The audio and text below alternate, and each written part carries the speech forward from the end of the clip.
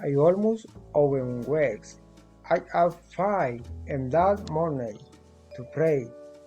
I usually help my wife to prepare that food for that day. I usually take my son to school at 6:20 in that morning. I return to finish getting ready to go to that school with my 5 work. Almost Owen help him along that school day. We always share that chat during that week.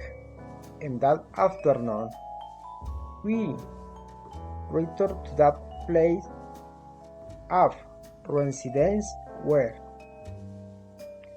we usually have lunch as a family.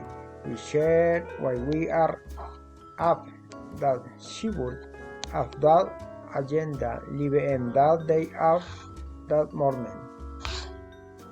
Sometimes we share a nap, then we dedicate our soul to doing each other homework. At night we usually go to shore. We return, we advance part of that activity as that next day.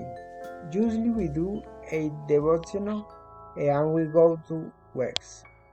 Thank you, teacher.